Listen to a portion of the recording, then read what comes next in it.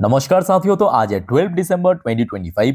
दोस्तों बाजार आज सुबह से ही काफी बढ़िया मूड में था और क्लोजिंग भी काफी बढ़िया लेवल पे हुआ। 26,000 को क्रॉस करके अगेन 26,046 पॉइंट पे लगभग 0.57% गेनिंग के साथ। तो बात करेंगे इस वीडियो में शेयर मार्केट से रिलेटेड बहुत सारे इंपॉर्टेंट लेटेस्ट अपडेट शेयर करूंगा आपके साथ। उसके साथ साथ ग्लोबल मार्केट का हालचाल, एफएस डेस्क का डेटा, बट मार्केट एनालिसिस वाला पार्ट इस वीडियो में कवर नहीं करेंगे बिकॉज कल परसों सैटरडे संडे 2 दिन फुल डे बाजार क्लोज रहेगा। तो मार्केट एनालिसिस वाला पार्ट फिर से हम कवर करेंगे जब फिर से बाजार ओपन होगा सोमवार, यानी उसके पहले रविवार रात की 10:30 की वीडियो में। ठीक है, तो रिक्वेस्ट करूंगा आप सभी को प्लीज वीडियो को बिना स्किप के पूरा अंत तक जरूर देखना। तो आइए सर सबसे पहले चेकआउट करते हैं कि आज क्लोजिंग के बेस पे हमारे मार्केट एनालिस्ट बंधु ने क्या कहा। देखिए, अपना एक विचार रखा मार्केट के बारे में, technical view. Nifty path to new high hinge on 26,000 support. अब क्योंकि 26,000 की लेवल कल तक क्या था, रेजिस्टेंस था। और मैं आपको क्या समझाया था कि एक रेजिस्टेंस जब ब्रेक होके ऊपर पहुंच जाता है एंड स्टे कर जाता है, वहां पे फर्दर बन जाता है एक स्ट्रॉन्ग सपोर्ट। हुबाहू नीचे की तरफ भी होता है। मान लीजिए कि एक सपोर्ट पॉइंट जब कोई शेयर कोई इंडेक्स ब्रेक करके और नीचे पहुंच जाता है ना, तो प्रीवियस जो सपोर्ट था वो क्या बन जाता है, एक स्ट्रॉन्ग रेजिस्टेंस। तो जिस पॉइंट ऑफ व्यू से यहां पे कहा कि 26,000 की सपोर्ट ये सबसे इंपॉर्टेंट है। एज विक्स मतलब Nifty India volatile index 2 month low पे आ चुका है। बैंक निफ्टी के लिए सबसे इंपॉर्टेंट लेवल मेंशन किया 59,500 के ऊपर होल्ड करना।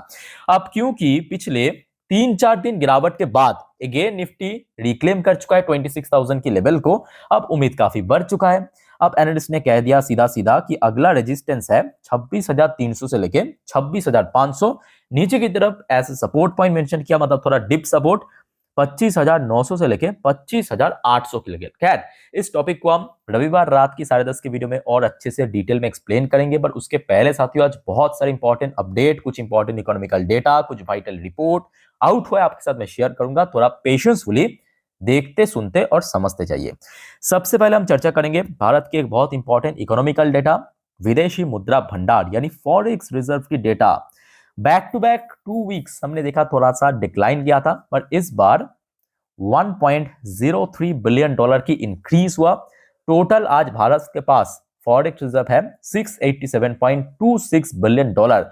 अब जो बात आपको मैं इसके पहले भी बार बार कहा था, याद है ना, क्योंकि आरबीआई को अच्छे से पता है, इवन आरबीआई नहीं जितने भी दुनिया भर के देश हैं उनको भी अच्छे से पता है, आज नहीं तो कल डॉलर रिप्लेस हो जाएगा। तो बेफालतू फॉरेक्स रिजर्व को इंक्रीज करके कोई वैसे भी फायदा नहीं है। उसके जगह हर एक देश आप देखिए गोल्ड रिजर्व को लगातार बढ़ा रहा है। आरबीआई भी हमने देखा रिसेंटली बहुत खूब सारा गोल्ड खरीदा, गोल्ड रिजर्व लगातार बढ़ता जा रहा है। गोल्ड इतना ज्यादा बढ़ा लिया ना, गोल्ड की प्राइस आप देखिए कितना ऊपर पहुंच गया। सिर्फ गोल्ड ही नहीं, गोल्ड बढ़ रहा है, सिल्वर बढ़ रहा है, या जो नॉन एक्सपेंसिव मेटल जैसे कि कॉपर हो गया, आयरन, सब बढ़ रहा है, सब बढ़ रहा है कमोडिटी मार्केट में। ठीक है, तो फिलहाल मैं कहूंगा कि फॉरेक्स रिजर्व भारत की एक स्टेबल पोजीशन पे है, ना कोई बहुत ज्यादा गिर रहा है ना कोई बहुत ज्यादा इंक्रीज हो रहा है, एक स्टेबल पोजीशन पे होल्ड कर रहा है। वैसे दोस्तों आज भारत की सीपीआई इन्फ्लेशन डेटा भी आउट हुआ, जो कि ऑलरेडी आपको मैं दिन की फर्स्ट वीडियो में शेयर कर चुका हूं। अगर आपने देख लिया तो बहुत सही है, नहीं जाना जान लीजिए। प्रीवियस मंथ पे आया था, मतलब अक्टूबर का डेटा नवंबर पे आया था 0.25%। इस बार आया है आपके नवंबर का डेटा जो आज दिसंबर पे फोरकास्ट था 0.70% की, एक्चुअल डेटा 0.71%, जो मेरे हिसाब से ठीक ठाक है। बिकॉज देखिए आरबीआई की जो टॉलरेंस लेवल इस बार हमने देखा एमपीसी मीटिंग में 2% कहा था, तो 2% के नीचे ही है, तो मतलब ज्यादा झंझट नहीं है, चिंता करने की जरूरत नहीं है।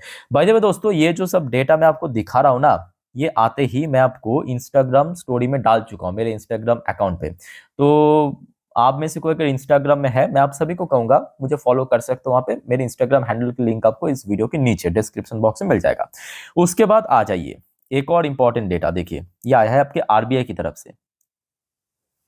Credit demand climb to 11.5% as deposit lag. और मैं कहूंगा ये जो डेटा है ना, ये कहीं ना कहीं बैंक्स के लिए बहुत बढ़िया रहा, बहुत बढ़िया। क्रेडिट डिमांड बढ़ रहा है, क्रेडिट डिमांड बढ़ रहा है मतलब जो बैंक्स है और ज्यादा लोन दे रहा है। ये इस मंथ की डेटा है, मतलब जो नवंबर की डेटा अभी दिसंबर में आउट हुआ, तो मतलब जो सर्विस सेक्टर में, रिटेल सेक्टर में और ज्यादा लोग जो है ना लोन ले रहा है, तो किसके लिए बेनिफिट रहेगा, बैंक्स के लिए और एनबीएफसीज के लिए। ठीक है, तो ये आज आरबीआई के डेटा। अच्छा, उसके साथ साथ रिसेंटली साथियों आपने ये तो नोटिस किया होगा कि बहुत सारे बड़े छोटे ब्रोकरेज फर्म ने रिसेंटली निफ्टी 50 की टारगेट कोई 29,300, कोई 29,000, कोई 30,000, कोई 32,000 तक भी दे दिया। जैसे कि कोटक ने 32,000 दिया, नमूरा ने 29,300। आज आईसीआईसीआई डायरेक्ट ने 2026 तक, मतलब अगले साल के लिए जो निफ्टी 50 की टारगेट दिया 30,000 की टारगेट। तो मतलब देखिए एक बात तो पक्की है कि ब्रोकरेज कंपनीज जो है, या आप कह सकते हो कि जितने भी एजेंसीज है, भारत की मार्केट को लेके 2026 में बहुत ज्यादा ऑप्टिमिस्टिक है। अब आईसीआईसीआई डायरेक्ट ने तो सीधा सीधा कुछ स्पेसिफिक शेयर को भी यहाँ पे इंक्लूड कर दिया। मैं आपको थोड़ा एक बार दिखाना चाहता हूँ कि कौन कौन सी शेयर है, बस आप फटाफट देख लीजिए नाम, ठीक है। एक आपके बजाज फिनसर्व पास में टारगेट है, यहाँ पे आप चाहे तो वीडियो को पॉज करके देख सकते हो। इंडियन ऑयल कॉर्पोरेशन, ये है, इसकी टारगेट भी दिया। एलटीआई माइंट्री, ये इसकी टारगेट दिया है। पिडलाइट इंडस्ट्री, ये इसकी टारगेट दिया है, ठीक है। ये आपके आईसीआईसीआई डायरेक्ट के हिसाब से। एसआरएफ लिमिटेड को पिक किया है, यह है इसकी टारगेट दिया। कैन फाइन होम्स को पिक किया, ये इसकी टारगेट दिया। जमुना ऑटो को पिक किया, ये इसकी टारगेट दिया, ठीक है। सो दोस्तों आपको क्या लगता है कि ब्रोकरेज फर्म जो इतना ऑप्टिमिस्टिक है, क्या पहुंच सकता या नहीं? वेल, जो आपको मैं पहले भी कहा था, मेरा ओपिनियन यही है कि एफआईएस की इन्फ्लो सबसे पहले जरूरत है बहुत ज्यादा। विदाउट एफआईएस इन्फ्लो बिल्कुल मुश्किल नहीं है। अच्छा, नेक्स्ट आप देखिए जेफरीज की तरफ से, same to same topic. Nifty को टारगेट दिया अगले साल के लिए, बट जेफरीज ने 28,300 की टारगेट दिया। बट मोस्टली ब्रोकरेज मैं कहूंगा अपसाइड ही टारगेट दिया, कोई 28,000, कोई 29,000, कोई 30,000, तो मैक्सिमम आया है 32,000 तक, ठीक है। साथ में ये भी कहा है कि देखिए ईपीएस, अर्निंग पर शेयर में ग्रोथ होना चाहिए, और वैल्यूएशन वगैरह यहाँ पे कुछ यहाँ पे पीक भी किया है, ठीक है। शेयर को उतना हम डिटेल में नहीं जाएंगे। अच्छा, साथ ही साथ एक मार्केट एनालिस्ट है जिनका नाम है शेषाद्री सेन। शेषाद्री सेन की तरफ से कहा गया कि 2026 दिसंबर, मतलब नेक्स्ट एक साल में निफ्टी 50 29,000 की लेवल तक पहुंच जाएगा। और साथ साथ ये भी कहा कि अगले फाइनेंशियल ईयर पे भारत की कंपनीज की अर्निंग रिकवर भी हो सकता है। चलो बहुत बढ़िया, हो गया तो बढ़िया। बट मैं कहूँगा रिटेल इन्वेस्टर्स के लिए तो mainly mid cap, small cap या पीएसयूज में भी रिकवरी चाहिए, बिकॉज पिछले लगभग 1-1.5 साल, खास करके मैं कहूंगा 2024 की चुनाव की रिजल्ट आउट होने के बाद से लेकर अभी तक ऑलमोस्ट 1.5 साल हुआ है। 1.5 साल में एज सच कुछ रिकवरी हमें देखने को नहीं मिला इन सब सेक्टर्स में, और यहाँ पे ही रिटेल इन्वेस्टर्स की सबसे ज्यादा होल्डिंग आपको देखने को मिलता है ना। अच्छा, आ जाइए नेक्स्ट जो इंपॉर्टेंट अपडेट है आपके, India inflow face momentum as renewed pressure hit focused fund EM rotation strength on weak dollar theme. तो इसका मतलब ये है कि देखिए, जो अभी आपको मैं समझा रहा था कि पिछले 18 महीनों पे हमने देखा बाजार काफी वॉलेटाइल है। बीच बीच में बहुत ज्यादा एफएस की सेल करने के कारण मार्केट में काफी गिरावट भी हुआ। तो यहाँ पे बेसिकली यही कहा कि देखिए कुछ तो यहाँ पे थोड़ा प्रेशर में है, कुछ कुछ पॉइंट, ठीक है। फंड की थोड़ा सा इशू है, बट आशा रखता हूँ कि जल्दी रिकवर हो जाएगा, ठीक है। अच्छा, एक पर्टिकुलर शेयर के ऊपर अपडेट है, Adani green. Adani green insider trading SEBI and case against Pranab Adani. Pranab Adani के ऊपर जो केस चल रहा था, सेबी ने कंप्लीटली उसको खत्म कर दिया विदाउट एनी पेनल्टी। मतलब कोई भी पेनल्टी वगैरह नहीं लगा, सेबी ने उसको लिफ्ट कर दिया, ठीक है। तो ये अभी रात की अपडेट अदानी ग्रीन की तरफ से। अच्छा दोस्तों, अब आ जाइए अगले टॉपिक। बाय द वे, एक और बात साथियों याद रखना, इसके बाद जो मैं रात में वीडियो डालूंगा, रात की 12 बजे की वीडियो, बहुत सारे इंपॉर्टेंट जियोपॉलिटिकल अपडेट है, इसको देखना मत भूलिएगा, ठीक है। और काइंडली दोस्तों चैनल को सब्सक्राइब भी करके रखना। अच्छा, फिलहाल यूएस मार्केट बिल्कुल सही नहीं है। यूएस मार्केट बिल्कुल सही नहीं है। अब देखिए, ये वीडियो मैं रिकॉर्ड कर रहा हूँ यूएस में लोकल टाइम दोपहर 11:52 पे डॉ जोन्स इंडस्ट्रियल एवरेज की पोजीशन लगभग 0.68% नीचे आ चुका है, जबकि ओपन हुआ था पॉजिटिव में। ओपन पॉजिटिव में था, अभी आप देखिए नेगेटिव में चल रहा है, लगभग 48,374 पॉइंट पे। दूसरी तरफ नैस्डैक कंपोजिट की पोजीशन बहुत खराब, देखिए at the same time almost 2% के आसपास गिर चुका है, 1.94% नीचे, और सीधा सीधा नोज ड्राइव। ये देखिए, यहाँ पे ओपन हुआ था, फिर एकदम से नीचे, अभी एकदम सीधा डाउनवर्ड मूवमेंट चल रहा है, ठीक है। सो देखिए, बहुत सारे इश्यूज तो है। एक ये भी फैक्ट है कि यूएस में अभी कंपनीज की अर्निंग आउट हो रहा है। उसके साथ साथ देखिए, रिसेंटली रेट कट किया है, जिस वजह से लास्ट एक आध दिन मार्केट मूव कर गया, यूएस की मार्केट। बट उसके साथ साथ जो यूएस की इकोनॉमी स्ट्रगल कर रहा है, इसको भी आप इग्नोर नहीं कर सकते कतई। यूएस की जो गवर्नमेंट है शटडाउन था, इकोनॉमिकल डेटा आउट नहीं हो रहा है, जैसे कि पिछले मंथ पे आउट नहीं हुआ, रिसेंटली आउट होगा बहुत जल्दी, अगले हफ्ते। सो बहुत सारे इश्यूज तो है। और दूसरी तरफ आप देखिए यूएस की जो बॉन्ड मार्केट है, बॉन्ड डील, ये लगातार बढ़ता जा रहा है। अब बॉन्ड जितना बढ़ेगा इक्विटी मार्केट में प्रेशर बढ़ेगा।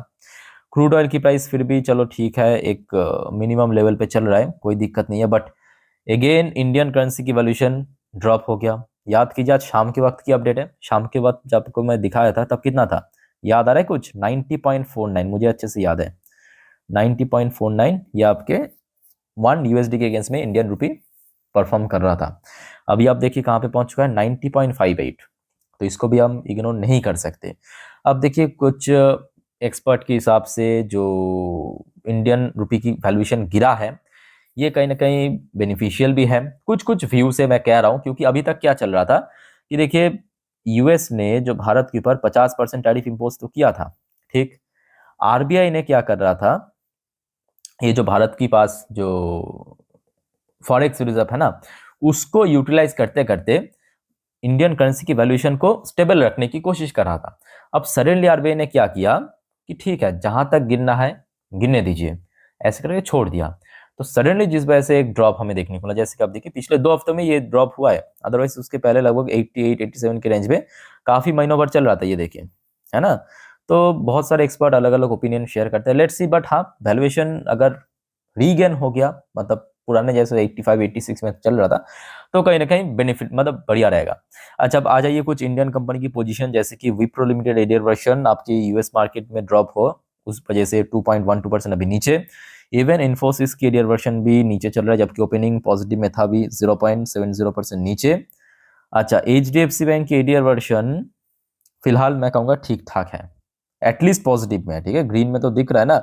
अच्छा, इवन आईसीआईसी बैंक की एडियर वर्शन भी फिलहाल पॉजिटिव में है। अच्छा, इसके पीछे वही आपकी आरबीआई वाला न्यूज है जो आपको मैं ऑलरेडी दे चुका हूँ, ठीक है। तो बैंक फिर भी स्टेबल है, बट प्रॉब्लम यह है कि गिफ्ट निफ्टी अगेन स्लिप कर गया। गिफ्ट निफ्टी एक्चुअली शाम के वक्त बहुत बढ़िया लेवल पे था, याद रखना। शाम के वक्त आई थिंक आपको मैं दिखा भी था आज दिन की सेकंड वीडियो में, कितना था 26,100, जितना मुझे याद है 10-20 पॉइंट में चल रहा था। अभी आप देखिए ये वीडियो में रिकॉर्ड कर रहा हूँ रात 10:26 पे, गिफ्ट निफ्टी की पोजीशन सडनली गिर गया यूएस मार्केट ओपन होते ही, देखिए 25,980 पॉइंट पे, ठीक है। मतलब आज जहां पे निफ्टी क्लोजिंग दिया एग्जैक्टली उससे नीचे है। और इसके साथ अगर हम प्रीमियम को एडजस्ट करें तो मतलब एक्चुअली अभी ना, एक्चुअली अभी अभी की अगर हम बात करें, सेंटिमेंट मार्केट की बहुत वीक है, सडनली ड्रॉप हो गया, ठीक है। अब देखिए मैं कहूँगा उतना ज्यादा टेंशन करने की भी जरूरत नहीं है, बिकॉज बीच में सैटरडे संडे 2 दिन फुल डे बाजार क्लोज रहेगा। सो आशा रखता हूँ कि अगर इस बीच में कुछ अच्छा न्यूज आया कि कुछ ऐसा भी हो सकता है कि सडनली मार्केट रिकवर कर गया, तो जो भी होगा साथियों मैं आपको जानकारी दे दूंगा, ठीक है, सो डोंट वरी। अच्छा, फिलहाल आप देख लीजिए थोड़ा सा एफआईएस की आज अगेन आउटफ्लो हुआ है, जो कि एक्चुअली इनफ्लो होना चाहिए। विदाउट एफआईएस कंसिस्टेंट इनफ्लो, मैं बार बार इसके पहले एकदम डे 1 से कह रहा हूँ, विदाउट एफएस की इनफ्लो बाजार में कोई स्ट्रॉन्ग गेनिंग नहीं हो सकता। हाँ ठीक है, डीआईएस खरीद रहा है, जिस वजह से बाजार में एक सपोर्ट मिल रहा है, मार्केट को सपोर्ट मिल रहा है, निफ्टी बहुत ज्यादा स्लिप नहीं कर रहा है, ये भी फैक्ट है। पर उसके साथ साथ गेन भी तो होना चाहिए ना। तो गेन के लिए क्या चाहिए, एफएस की फ्लो चाहिए। एफएस ने आज भी लगभग 1114 करोड़ बेचा, और डीआईएस ने बैक टू बैक खरीद रहा है, जो कि इस साल भी बहुत खरीदा, आज भी खरीदा है 3,868 करोड़ की शेयर। ये आज एफएस डेज की एक्टिविटीज था। बाकी बात करें, देखिए मिडिल ईस्ट की तरफ से ऐसा कुछ न्यू अपडेट नहीं है। बाकी TA-35 सबसे मैं कहूंगा ताज्जुब करने वाली बात है कि जहां पे जंग चल रहा है, जंग हो रहा है, जिस देश जंग के साथ इन्वॉल्व है, वहां की market back to back gain कर रहा है और अपना लाइफ टाइम हाई पे पहुंच चुका है। लास्ट डे क्लोजिंग गया था 0.75% ऊपर आके, ठीक है। तो दोस्तों अभी मैं कहूंगा मार्केट की जो सेंटिमेंट है थोड़ा सा वीक जरूर है, बट डोंट वरी। अब शेयर मार्केट है, अभी अच्छा कल बुरा, अभी बुरा तो कल अच्छा भी हो सकता है, ठीक है। तो इस बीच में कुछ और खबर आया, सो डोंट वरी, मैं आपको अपडेट दे दूंगा। और आप सभी को दोस्तों मैं रिक्वेस्ट करूंगा कि प्लीज चैनल को सब्सक्राइब करके रख दीजिए, अभी बाद में आप लोग भूल जाते हो, ठीक है। ऐसे इन्फॉर्मेटिव वीडियो हर रोज हर वक्त पाने के लिए। और याद रखना दोस्तों, कल सैटरडे भले ही बाजार क्लोज रहेगा, परसों संडे बाजार जरूर क्लोज रहेगा, पर जानकारी आपको मैं दे दूंगा। और खास करके संडे के दिन जिन भी वीडियो मैं डालूंगा, एक भी वीडियो मिस मत करना, ठीक है, सब इंपॉर्टेंट है। बिकॉज अगले दिन बाजार ओपन जो होगा मंडे के दिन, तो सब कुछ जानकारी आपको मैं दे दूंगा प्रॉपर्ली। बाकी दोस्तों कोई आपका और कंफ्यूजन, डाउट्स या कोई इंडिविजुअल शेयर के बारे में पूछना है मेरे से, कमेंट करके पूछ सकते हो। इस वीडियो को वाइंड अप करता हूँ फिलहाल। टेक केयर, बाय बाय, जय हिंद।